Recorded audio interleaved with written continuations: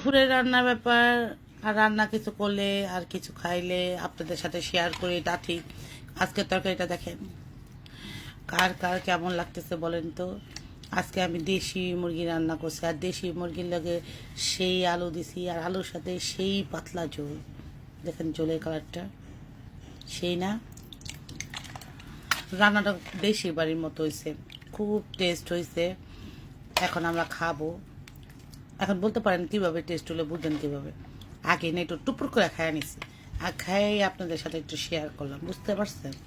সাথে আছে এই যে ডাল, ধনিয়া পাতার ডাল। কমলার ডাল রান্না করছি, কারণ ডাল এমন খাওয়া পড়ে না এই জন্য। আর সাথে আছে ভাত, সাথে আছে লেবু, আর নাই কিছু।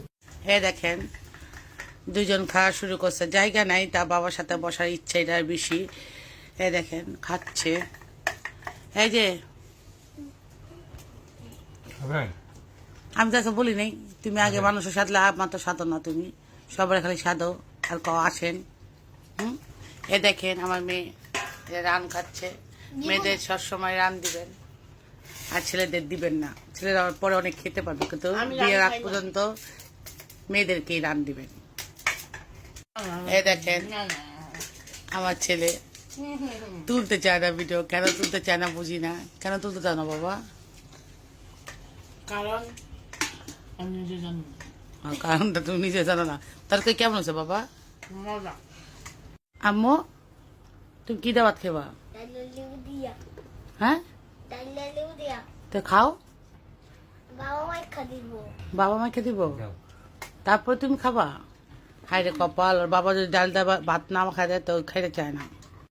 এই দেখেন, আপনারা বলতে পারেন একটু আগে খেলাম কম, আবার বেশি হইলো জিনিসপত্র। খেয়ে দেখেন অন্য বাসার থেকে আইসা পড়ছে করল্লা ভাজি, লাউ দিয়ে ডাল।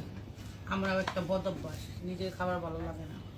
নিজে হাতে রান্না কেউ যদি আমার কিছু দেয় ওটা বেশি মজা লাগে। আর মাঝে মাঝে এই কাজটা আমার একটু করে দেয়। যে রুবেলে বুঝে বসে দিচ্ছে, ওদের বাসার থেকে নিয়ে আসছে। কারণ আমার কদিন ধরে আমি কি হচ্ছে, মুখে রুচি নেই, খাইতে পারি না। আসলে সত্য কথা, নিজে থেকে কিন্তু খাওয়ার খুব কষ্ট। অন্য জনের তরকারি হলে তার খাওয়া যায়, কত কষ্ট মুখে গা। যাই হোক, সবাই দোয়া করবেন যাতে সবসময় ভালো থাকতে পারি, সবাই নিয়ে থাকতে পারি।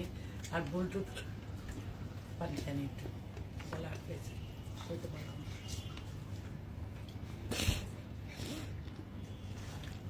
আর বুলটুটি হলে ক্ষমা চোখে দেখবেন। তো সবাই ভালো থাকেন, আল্লাহ হাফেজ।